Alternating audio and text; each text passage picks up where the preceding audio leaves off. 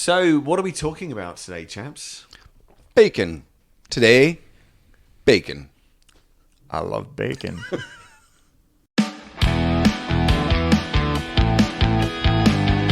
Do you ever wonder where your food comes from? That's what got us started on this adventure. In each episode, we ask experts to weigh in on the food topics that matter to you, from growers to producers to chefs. And I challenge John, Darren, and you to learn more about your food and the stories behind it. From our hub on Vancouver Island in the beautiful Comox Valley, join us as we explore our edible valley.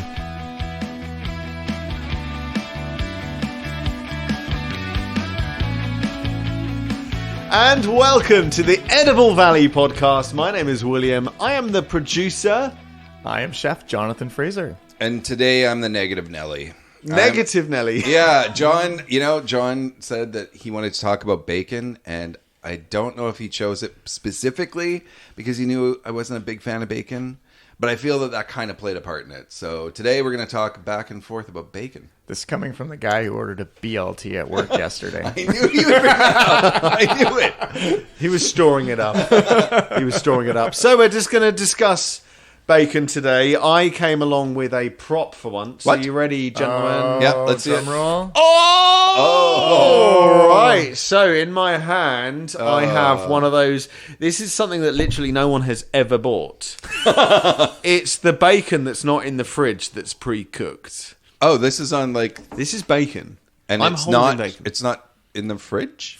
No, it's pre-cooked. What? In Superstore, it's not in the fridge. Wow. Oh my We're going to be... God. So, start talking. Each of you is going to have bacon in your mouth in about... Nope. Within the minute. No.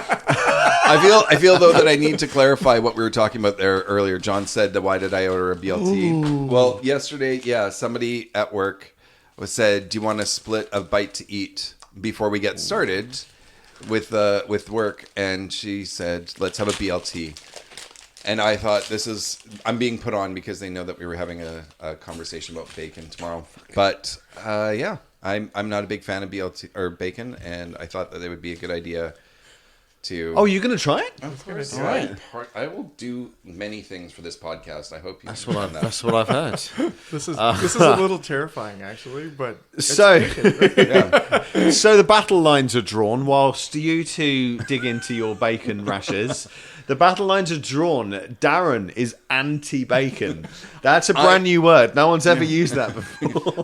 True. I think that's the first time that was uttered in Yeah. the history of man. I'm really nervous about this pre-cooked, unrefrigerated bacon that you just handed me, that you just bought off a shelf. All right. Okay. Well, first things first, it's not at all crispy. No, no, it's not. It is salty. Mm-hmm. It has a little flavor. Bit of a disappointment. Yep. I think it needs to be cooked. No, I'm think not you're suggesting onto it's raw. something. Yeah. Well, Well, all right. sorry for everyone having to listen to us chew. yeah. My apologies too. I think John should maybe fill us all in on why he wanted to talk about bacon. Well, this started basically because I went away. And we haven't been able to hang out with each other for a while. So true. I was sitting there at work going, we need to get another interview in. And I was like, but we're recording in 3 days. And I said, I don't think that's going to happen. And you guys had a great recording on the last episode. Well, thank you. Yeah, I actually really enjoyed it. So. Shout out to Atticus Bird Yeah. from Strong Hearts Fitness in Courtney. That was a great show. And was. she knows her stuff, that's for sure. Yeah. And so I was thinking about that as I was traying out some bacon at work. Oh. And just getting ready for the breakfast rush or the brunch rush. And so I got my bacon going, and I'm like, we've never talked about bacon. It's true. We've never even gone in. So I think I literally picked up my phone, Yeah. typed, let's each come up with 5 facts about bacon and discuss it. And Sure. Then I washed my hands Yeah, safely. safely, and I returned back to work. So yeah. And now I thought we'd get into bacon and talk a little bit. And I know Darren was like, I'm not a big bacon fan. And I was That's like, true. Perfect. like, I'm a bacon gloomy is Gus on that. great. Yeah. Well, honestly, I I should clarify. I'm not anti-bacon. I'm not that hateful towards bacon. I just feel my position on it is I feel that it's become too overused. It's become a predominant flavor, and everybody seems to be able to claim that they have a great this or a great that, a great burger, or a great whatever, pasta, whatever, and all they've done is added bacon to it, and that's apparently supposed to elevate it. And I just think it's become a little bit pedestrian, and B, I'm getting really tired of it, the flavors of the everything. All right, John, what is your retort? Well, I thought we should just talk about what is bacon. Sure. Because bacon's all over the spectrum. But like bacon is a salt cured. It's basically salt cured pork. Yeah. I stumbled right through that. That's super easy. And it's most people know of it from pork belly. Yeah. Right? Like it's a pork belly. So it's either done with a brine or injected with a salt solution and then smoked and cured, or it can be dry. And it's just this, I think I like bacon just for the salt content of it. I won't deny that it's a powerhouse of food flavor. I mean, you're getting a lot of umami there with the high fat. Yeah. You're getting the smokiness, which you don't always have a lot of things readily available to you in a kitchen that has that smokiness. And, there's a bit of sweet undertones usually in the cure. But yeah, you're getting high salt too. So, I mean, I get why it's used because it covers so many food bases, what you're looking for culinarily speaking, very fast. You just throw that in, boom, you've got all those elements covered. But I think it's just overused. I think everything's becoming bacon flavored, and I'm just tired of it. So I don't want to kind of call you out here, John, because I am basically on your side on this one. Okay. But Darren's come up with two pretty articulate reasons why bacon is not good, or broadly anti-bacon. Yeah. You keep on changing the subject on a bacon podcast. I just want to talk. I mean, let's look at it like historically. Bacon is a curing process, right? So we're taking it's a way of preserving meat, as in we can cook it, stick it in a box, and leave it on a shelf for what's the expiry date on that? I'd be scared to look. Yeah, I don't know. I'm on it. But true. I feel like this stuff is probably as close to honey as you can get for Right. length of preserve on it. Right. And that's part of just the process of doing it. I love the fact that we're adding flavors to it. It can go into any meal. Yeah. Most of us, what is not more complete than some scrambled eggs with some fried bacon, maybe a sausage, Yeah. boom, that's breakfast right there. Yeah. Throw some hash browns on there. So in terms, I mean, bacon is probably traditionally known as a breakfast item. More and more, as Darren has kind of indicated, in burgers, and it's kind of the leading Branched flavor. Yeah. But is it just a Western thing where it's a breakfast item? It's all over the world. Like we're gonna talk about, like I even look at bacon. Like let's look at prosciutto. Yeah. From Italy, right? Sure. Yep. It's a cured ham, right? So Yeah, it's the you're same essentially process. going through the same process. Yeah, Yeah, for sure. And it's something that you can, and it's full of fat, which I really like when you're coming to cooking, and that's why a lot of people use it. Yeah. I mean, if you're looking at doing like larding, or what's the other term of that? Barding, where you're using the bacon to, like on a tenderloin, like a beef tenderloin, which is a very lean piece of meat, that you wrap it in bacon to increase that fat content, Right. to give you extra flavor, and it enhances the flavor of the meats. Right. So a lot of the flavor is held within the fat itself. Within the fat, and Yeah. plus it's salted, so you're getting that your extra seasoning. Yeah. Yeah. These are just things I love about bacon. It's easy to pair into other things. Yeah. I understand that. I understand that. Like I said, my I don't dislike it. I don't dislike the flavor of it. And I think that it definitely has its place. Yeah. I just feel that it's overused. But I mean, and I'm not even against, when I was talking about taking a position against this in this conversation, there's definitely health concerns.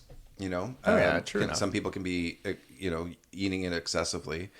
I did do a quick look at some stats and just saw that, it's really high in cholesterol and saturated fats. But then at the same time, I was actually really surprised to find that a single strip of bacon holds 3 grams of protein when post cook, like after cook. So even though a lot of things render out of bacon while you're cooking it, you're still getting pretty decent protein out of a single strip. And we're also talking about, are saturated fats bad for you? Yeah.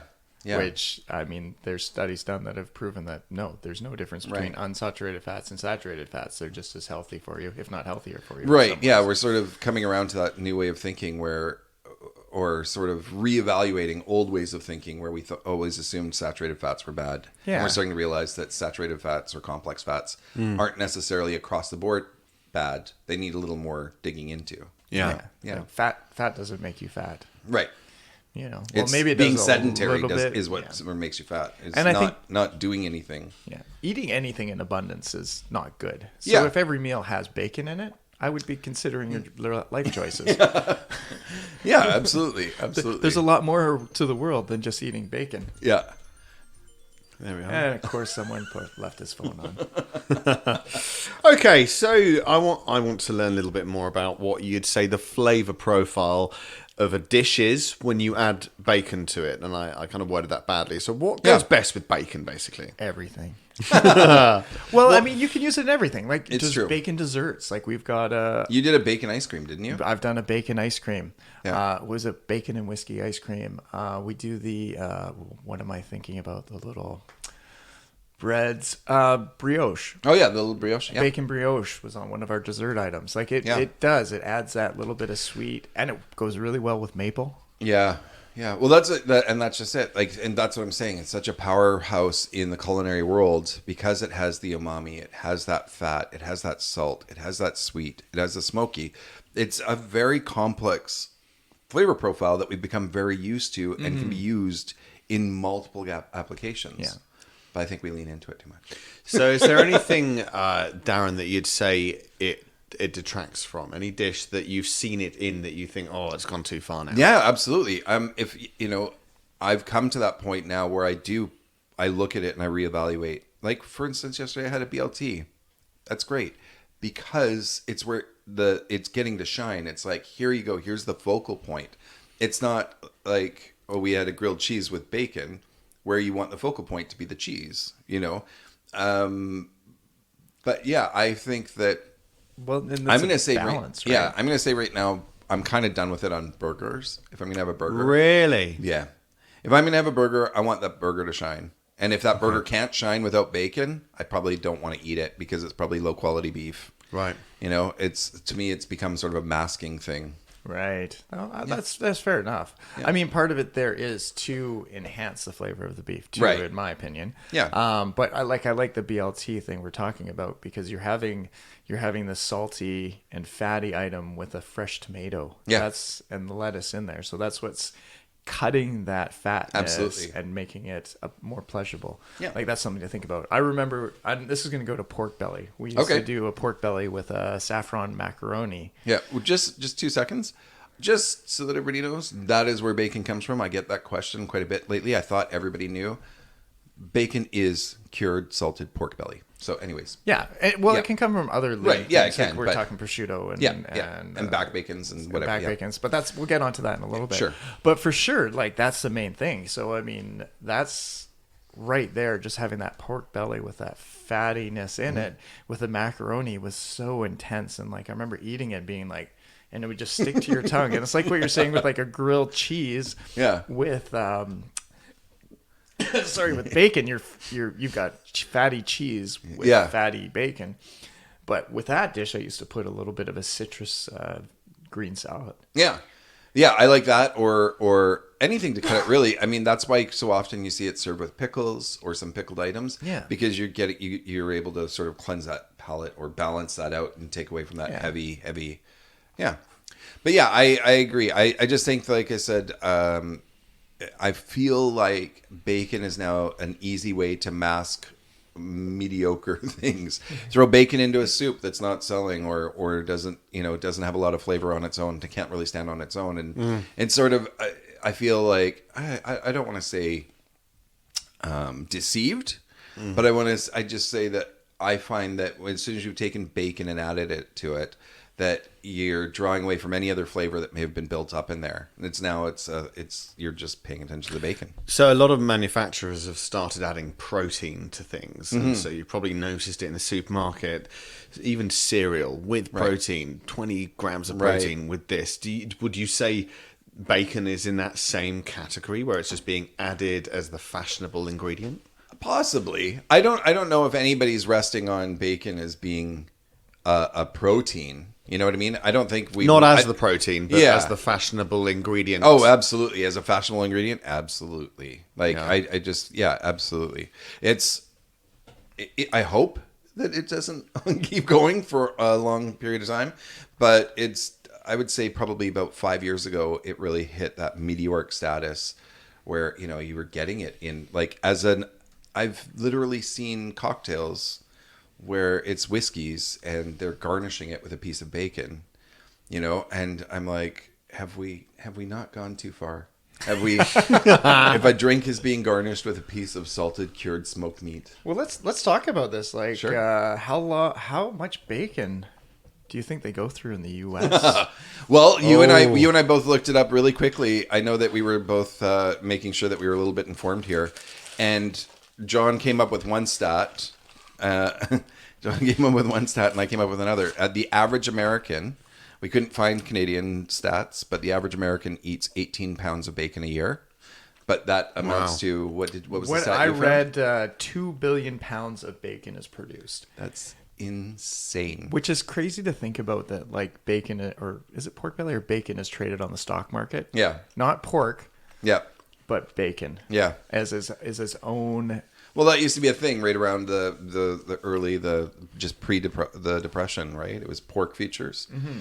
And everybody was all excited about the stock market because of pork futures, and that's literally what it was. That's what it amounted to, was how much bacon is there going to be for everybody. Yeah. And I mean, here it is. It's the most popular meat eaten in the U.S. and probably Canada, because you know what? In Canada, we have our own kinds of bacon too, right? Right. But like back bacon. I wanted to Well, talk yeah, a so little bit about Americans, and I use the term loosely, but generally speaking, when I'm in the U.S., they always talk to me like, because I'm in the U.S. often, and they say, "Oh, I bet you eat a lot of back bacon." I'm like, I can't remember the last time I actually ate back bacon, which they call Canadian bacon. Interestingly, that's quite a European thing. When Yeah. I think of bacon that I like think of like the crispy bacon, the American style. Right. Whereas European, Danish style, you could even say it's the back bacon. It's Right. not crispy. Right. Kind of It's more It's almost meaty. more like It's almost more like they've taken ham and gone through the bacon process with it. Yeah.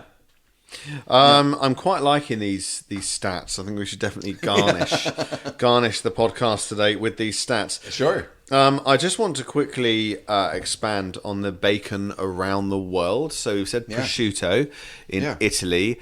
Any other examples of how bacon is around the world? None that jump out, really. I think a lot of people follow that American process, or what we call the American process, because it's not American, but it's the one that's been embraced. We got you from the UK here. What's bacon like in the UK? It's very much Danish style. Right. So a lot of people, when they say, I want crispy bacon on the burger or with my breakfast, I remember having worked in restaurants in the UK, they just have to leave it in the pan for an insane amount of time to get it anywhere clear to being crispy. Yeah. Whereas the American style back bacon it's just, there's a much higher fat content and a lower meat content. So it almost is like a potato chip if you do it enough. Can I make a weird divergent comment here? Yeah. When I was in London a few years ago, I think it was 2016, 2017. I was absolutely stunned that the McDonald's there, because my hotel was next to a McDonald's and we were going into town and I needed a quick breakfast. They had an item on the menu there, and it was, I think, a bun or a biscuit, and it had bacon and brown sauce. And that was it. And to me, like, that would just blew. I was like, what is that? What do you even call that? Bacon sarnie. Right. It's called. But apparently it's quite common. Like, that's a common breakfast item over there. Yeah, I hadn't very realized much so. that. So what kind of bacon would be used in that? That, I mean, pretty much in the UK, it's all back bacon. I gotta say, in one of the major supermarket chains, Tesco, we can just talk about that. There's one type of back bacon you can buy, and lots of. One type of American bacon, lots and lots of back bacon available. So it's just totally different. It's not my thing. Yeah, I really like that crispy, higher fat content, meat content thing. And while we've got you and your expertise and what have you, I think a lot of people here in North America not familiar with the term rasher. Don't understand it. Is that not a we thing? Don't know. I mean, we use it sometimes, but it's not commonly used. Wait, so a bacon rasher is one piece of bacon, one piece of sliced bacon is a rasher. Oh, okay. So you'd be like, I'm making you breakfast. What do how much bacon do you want? 4 rashers for me, please. Yeah. Interesting. That's how we'd use it in context. Instead of 4 slices. Yeah, that's bread. I mean, it's interesting. I'm still learning things that are not words here, and every now and then it pops up in conversation. Well, one that I get a lot when it comes to bacon is what's a lardon, and to me that's just a commonly used term, and then I realized that it's not common for other people. John, would you care to take that? A cube piece of bacon. Yeah, right. Cube. Instead of a thin slice, which you may be used to, it's been cubed before being cooked. And usually the top half is fat and the other half is meat. Yeah, you're sort of making sure that there's a little bit of fat to meat ratio. Yeah. Good ratio. Yeah. And then, it's great for garnishing. Lardons are gorgeous. You used to make a bacon and blue cheese pasta in your Atlas chef days. Can you give me the recipe for that, by the way? I'm asking you for it was, what do we use? Chicken stock, bacon. blue cheese, sun-dried tomatoes, I think. And that was like, boom. I've got several recipes I need. Great. Now, is it time for a fact? Go on, let's do another fact. What else are we doing on facts? I'm run out of facts. No, I've run out of facts. You had one fact about America. Let's do, how about places you don't eat bacon? Sure. Okay. Let's go there. So, religious reasons. There's a lot of religious reasons for that. So, and I know that's in my kitchen, which is very multicultural. Yeah. It does become a bit of an issue being able to some of the dishes able to or not able to. So, yeah. Not that that's a problem, right? Like it's a great challenge to have. Like, you have to know what's in your food, and so you can't make everything with bacon because you have to give people other options, right? Yeah, absolutely. And you know what? Like, I would never want to accidentally give someone bacon, or a pork product, that would interfere with their religion or their belief system. Right? And it is always interesting to see countries where it's not served, where McDonald's, for example, just don't do the bacon thing at all. Like, it's not. It's kind of the world that Darren would like. Where I'm not anti-bacon. I like it when it gets to take center stage, when it gets to be the focal point. I just don't like it when it's covering up everybody's inadequacies because they're like, we'll just add bacon to it, and people will buy it, people will order it. He's anti-bacon. I did, you talked about wanting another fact. One thing that I did do in the brief research that I did for this was I was quite astonished by this, but commonly I cook my bacon at about 400 degrees in an oven. If I'm using bacon, Fahrenheit, I'm making bacon, by the way. Yeah. If I'm making bacon for my kids or what have you, or my kid, now that she doesn't eat meat, I bake it on a tray in the oven. I never do fried pan, what have you.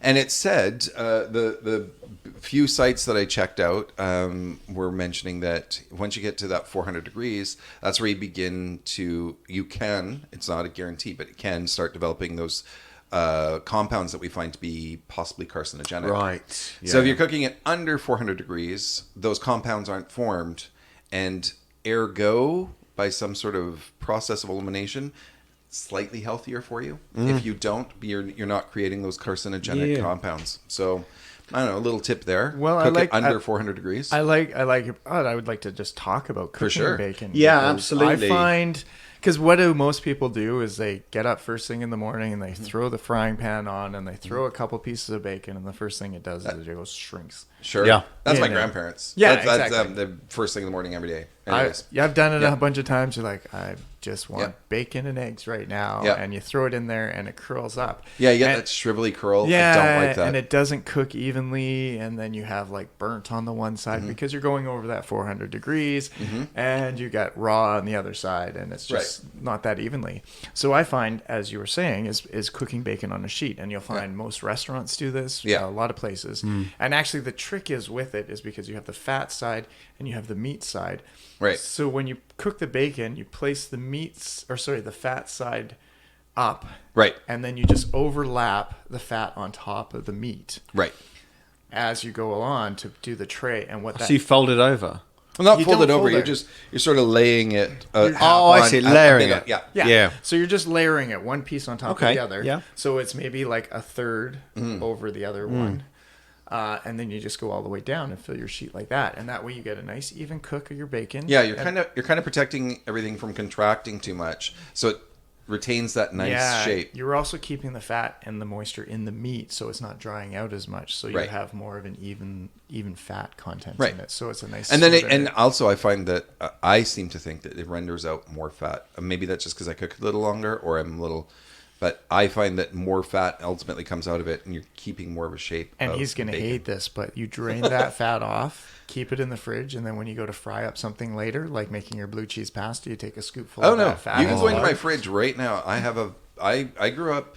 We grew up poor. Everything was cooked in bacon fat. You did not cook. You didn't pour off bacon fat.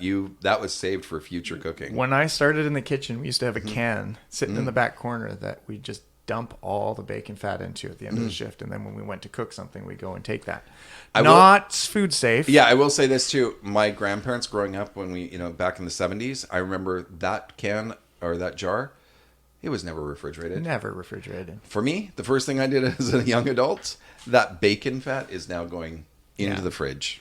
But yeah, it is, and I won't deny it. I mean, sometimes you need to saute, cook, whatever. You need a bit of fat. Generally, people go for butter or oil. But yeah, if you do a little bacon fat, I get it. I go that way. And I know we've been talking a lot about pork, Sure. but we can actually bacon other things. Yeah, that's a concept that I don't really. Yeah, like turkey. We can do. You can bacon other. Of course you can. Yeah. bacon everything, right? Interesting. Put it through the same process. But yeah, so we can do beef, lamb, chicken, goat, turkey. Really, I'm just going through a list of them. Everyone's had turkey bacon, right? Yeah, I watched somebody do banana peel. Not joking. I can call out the source some point on YouTube. They went through the process of baconing banana peels for a vegetarian alternative, and it wasn't very tasty. But they're like, it works. Yeah. I don't know how much I would encourage you to do it. Was that not just honestly like just a way of selling the product, making Yeah, bacon? possibly. Yeah. But that's what I mean, right? As soon as you add bacon to the title, We people could are change the name of this podcast to probably have 10 times the amount of listeners. Yeah. The Edible Bacin Valley Podcast. Bacon Scats. Yeah. the Bacon Valley podcast. Oh, Bacon Valley.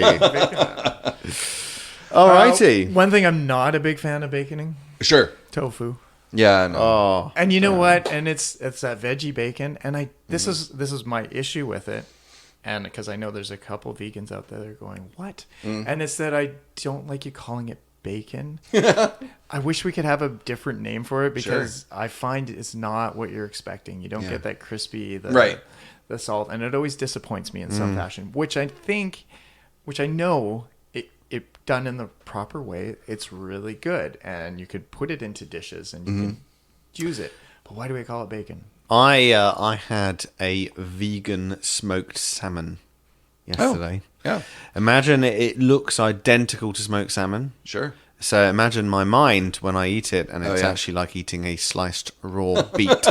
So let me throw that. That's a fantastic serendipitous segue there. I have started using lox in place of bacon in lots of things because you're getting that same salt, same smoke, you're getting that meaty texture. But so sorry for those out there. Lox is a cold smoked salmon. That's a Canadian thing or American. No, it's European. Norwegian. Yeah. I've never heard it in the UK, but I tell you, I'm probably wrong. I'm wrong about a lot. No, of but things. I use lox in place, and I get that same, like I said, that meatiness, that umami. I get the the only thing maybe not that sweet, but I've been using it in place in pastas, on Nice. breakfasts, what have you, and I find that it's a great substitute that's just as time honored. It's been around for 1,000 years. Let's too. do tofu lox. That would get me more excited. Yeah. Yeah. Anyways, I'm again going to reiterate that I like bacon. I just think that we should be using it in moderation. But yeah, I'm interested where you are, John. I'm like, people, it's bacon. Love it. Get out there, embrace it. It adds everything. I'm not going to shoot. I can criticize some things, and I agree with Darren on a few things, but I think, why not? If you've got something that's amazing, why not use it? Yeah. Pro. Yeah. Yeah, sure. Okay. Alrighty. Well, I hope you've learned something about bacon. I certainly have. Me too. The one thing I've learned, I'm definitely not buying this pre-cooked product. No, well, But it's thanks not. for bringing it. That is going in the air fryer later. I will let you know. And just to let you know, Sure. Darren, both of you, in fact, you've just had 15% of your daily fat for the day. I don't know if you remember, I had one bite. It's in the middle of the table. Who put it in the middle of the table? Where did you get it from? All right, we'll talk about this later. Thank you so much for joining us. This has been the Edible Valley podcast. We have been discussing bacon. My name is William. I'm the producer. I'm Chef Jonathan Fraser. And I'm Darren Howlett. And that wraps up another episode of the Edible Valley podcast. Thanks for tuning in, and a special thanks goes to the local businesses that help support our podcast. They make it possible for us to showcase your local food community. We'd love you to follow us on your preferred social media at Edible Valley, where you can check out our blog, find recipes and tips, behind the scenes, and of course keep a lookout for where we are going to turn up next in your Edible Valley.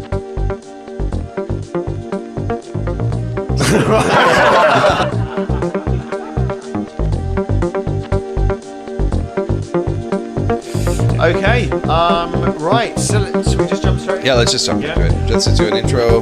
The urgency Casual. will help. Yeah, I agree. Get it going. Okay.